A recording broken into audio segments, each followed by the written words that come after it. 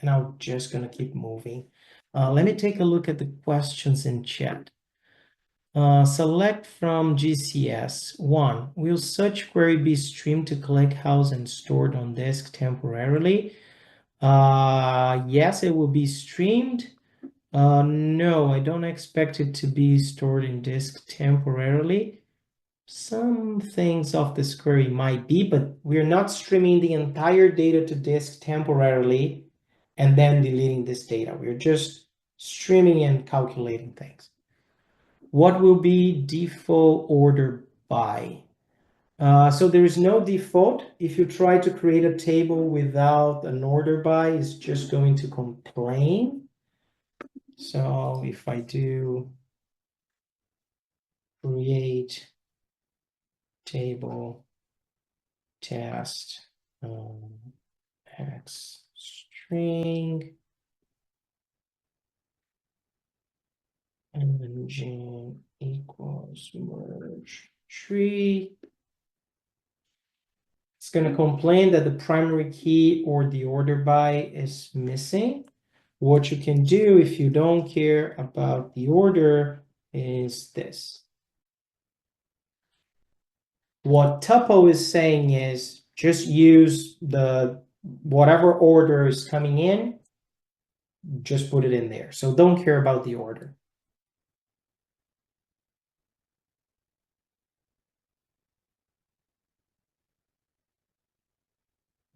Can I define it in such case to query faster without the need of explicitly create table in ClickHouse and explicitly?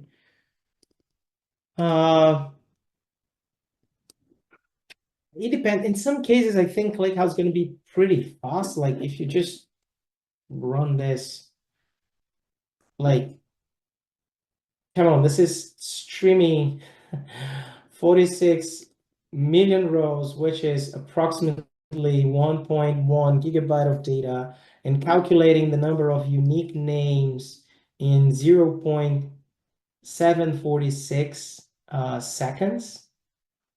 So this is pretty fast. And yeah, let's take the time to appreciate how fast it is. Actually, I'm not even sure how long it would take in BigQuery to run this. We can try, but I never know the BigQuery syntax. So it always ends up taking me more time than it should. Let me just try it. It's not a fair comparison to use distinct. And the name of that. Oops. Not sure if this is going to work or not, but I can give it a try.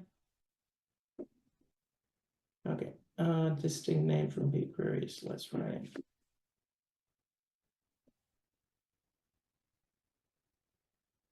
Oh, yeah, sorry, I need a count here.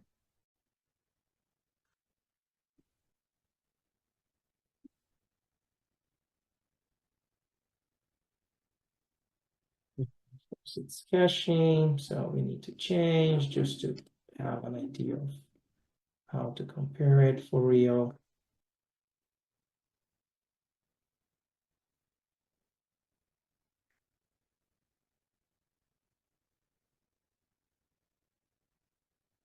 Yeah, it took about 0 seconds. So like they don't give like, it's funny, they don't give milliseconds. So I would say this took 0 seconds as well. But just looking here and comparing to the other, this is really quick slot milliseconds, like really short, small slot milliseconds. So it's a pretty quick query there. But again, this is using its own storage, right? Like ClickHouse is streaming all this data from a Parquet file, parsing it, opening it, calculating it, and then give you the result.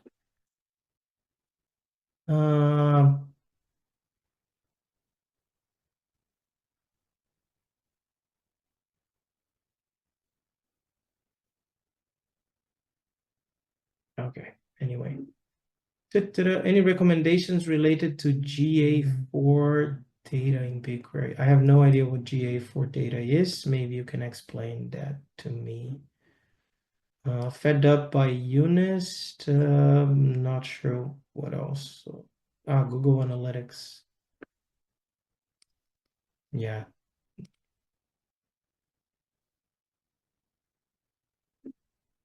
Yeah, maybe you need to add some more context. Like I have no idea what we're talking about.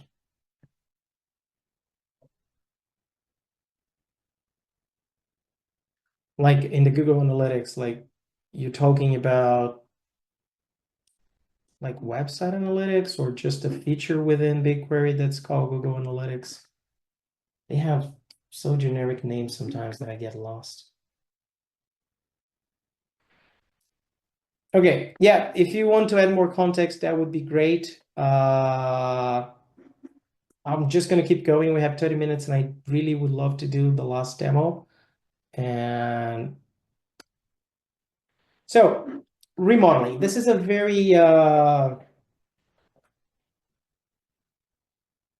normalized use case, right? We have a lot of relationships here, and BigQuery kind of doesn't care about those relationships, and neither does ClickHouse care. But BigQuery actually offer you a few things like transactions, which ClickHouse doesn't. ClickHouse works on this kind of vast effort and just expecting things are going to work out just fine. And they mostly do. If you really need transactions, you need something else. So it's an analytical processing. It's efficiently query vast data sets, right? But limited transactions capabilities. There was a join question early on. I think we're probably going to address it now. So if I don't talk specifically what you're looking for, just make sure you ask again. When I say limited transactions capabilities is we do have a page that says how to do transactions. Let me here, ClickHouse transactions, if that's what you really care about. ClickHouse transactions. Yeah, asset support. This is like where we talk about the way we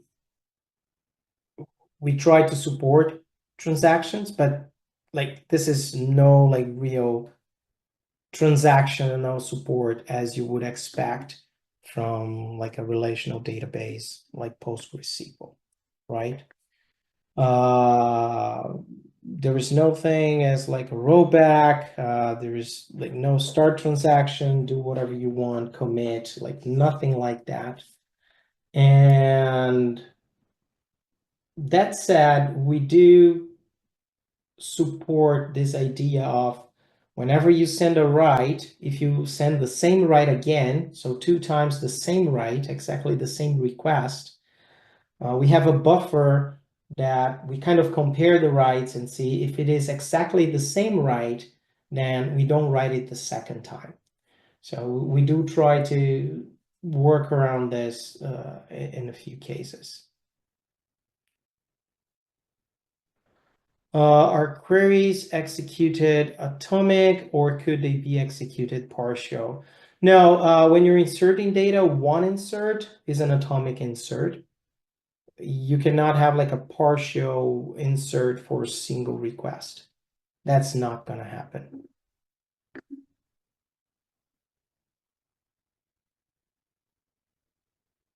Updates are also going to be like per request. So it's funny, I removed some slides that actually touch exactly there.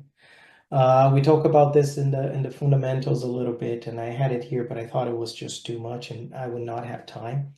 So the way ClickHouse works is using something called parts. So whenever you run an insert to ClickHouse, it creates a part. A part is a folder in disk with a bunch of files, right? So if the whole insert succeeds, it means we have a new part. All good. If anything from that insert fails, that part is invalidated. So we don't have that part. The request is canceled. The update, we do have lightweight updates and they might work differently, but like if update in ClickHouse is an outer table, so it's a big thing. It actually creates a new part out of the existing part. And same thing would be like a delete. Like you do an outer table and then you delete the row or whatever you need to delete. So those, they are actually also like this mutation, and mutations, they are atomic in the sense that either they succeed or they fail. You don't have a partial mutation that happen, because if the part that's being created has any problem, then we just don't create that part and invalidate it, and then tell like the request that it failed. For lightweight deletes and lightweight updates, this is a very good question because we do change the part itself. So I would need to check. I don't know from the top of my head. So let me get back to you. Struct, not sure if that, so as I remember, GCP BigQuery uses some specific data types like record struct. Not sure if that kind of data types were in your migration scenario. How do we need to handle this type in the migration process? I would first need to go and understand what a record and a struct is. Data type, ClickHouse. I would strongly recommend you to go. Yeah, but BigQuery definitely support transaction, and I even have that in slides later on. I would definitely look into those data types, Serdar. I'm not really sure. I would need to look into a record and struct. Maybe you can ask a question. So for all of you, there's going to be a slide at the end. So we have this Slack channel for ClickHouse. There is this ClickHouse Academy. This is where me, Rich, and like training folks hang out. So if you have questions, follow-up questions on the training, feel free to just ask them there. And I'll have a link at the end as well. So I'll send it to you so you can join the Slack.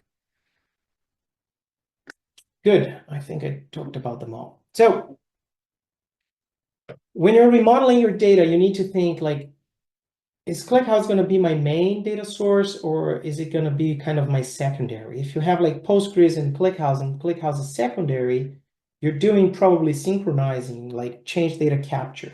If not, if ClickHouse is going to be the main data source, you're just doing like this big batch processing migration, and then you're done with it. So you need to think about all of those things when you decide how you want to migrate to ClickHouse. From BigQuery, what we see is most people just doing this batch processing for the initial migration and just staying there.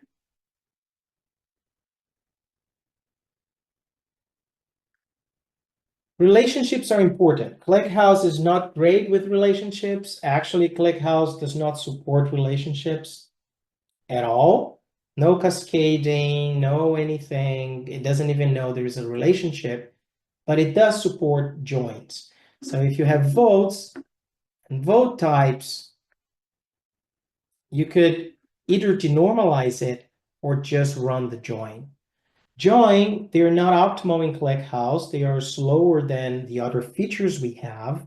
Even though I showed you a join today that takes exactly the same time as BigQuery, so it's not worse, but it's not going to be way faster as you expect unless you do some massage and tweak a few things. Okay? So if you're not going to update vote types at all, boom, just denormalize it. Okay? If there is a join table that you're not updating often or you don't plan to update, denormalizing is the way to go. If you have something, if you have a join table like post types and you're actually updating it often, then what we recommend is for you to use dictionaries. Okay? Dictionary is a specific kind of table where we write data and we keep it in memory. It has a key value mapping, okay? And it is periodically updated. So whenever you define the source here, this is going to be getting from ClickHouse every X seconds, 60 seconds, 1 day, like how often you want. It's going to read the new data, update the dictionary, and the dictionary is going to be there, typically stored in memory, ready to perform the join. Okay? This is going to be much faster. So that's what we recommend if you have a small table, not too big, not like this huge table that you use as a lookup table and changes often. Kind of a IP lookup table or some DNS thing would be a good one. We could be talking about relationships for a long time. I think I'll do one slide and just go to like the demo. So this is a one-to-many relationship. Denormalizing badges into users is not going to work. Like users are getting badges all the time. That means we need to update the users with the new badge. That's not fast in ClickHouse. Updating is not a fast thing in ClickHouse, okay? The way we store data is leveraging this immutable folder with like immutable files in it. And that's what makes things really, really fast. And as soon as you start having to update, you don't have immutability anymore, and you start having a lot of different issues with that. So updates are a corner case for ClickHouse. You can make it work. There are some special ways to make it work, but analytics, which is like just writing new data, a lot of new clicks, a lot of like new data points, and then analyzing, that's what we shine. That's where we shine. Denormalize users into badges, that could be an option. So what is the data that we need from users here? Do we need all this, like all the columns, or we only need, for example, in that one join query, we just use it, the display name, right? If we only need the display name, how often does the display name change? Then we need to actually update every badge with the new display name. If it changes often, we probably don't want to do it. If it doesn't change often, it might be worth denormalizing so we don't have to do the join. Actually, we just, like for this data set's not too large, we did like a join in 700 milliseconds, and we can probably even optimize that further. So I think it's going to be absolutely fine without denormalizing in this case. Same thing for posts and votes, kind of the same idea that we were talking about. This data set, it already has some denormalized data or pre-calculated data, like score, view count, answer count, and stuff. This is a way for traditional transactional databases to speed up query time. So they try to calculate those values beforehand because they have transactions, instead of actually calculating that just at query time. In ClickHouse, you would do the opposite, right? Because updating is such a heavy workload for ClickHouse, you would probably not be doing this update on a post on every change in the post. So you would just have every change as a data point somehow, or like just have the answers, the comments, the favorites, the views in different tables. And whenever you want to calculate that, you would just run a query that collect those data points and calculate the final result.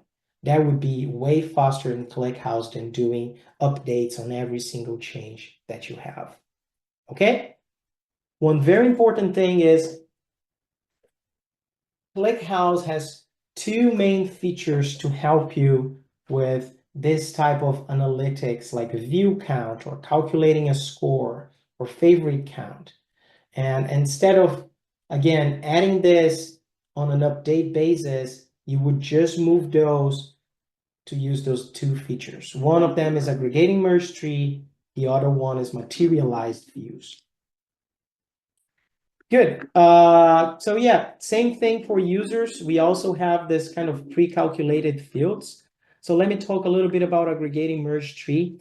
The whole idea is, if I'm calculating the number of badges a user has, and that's a query that I run every so often, why would I need to recalculate all the badges again? When a user got a badge, it's not going to lose that badge, right? So you're just adding new badges to that user. What if I had a table with all the user IDs and the number of badges they had?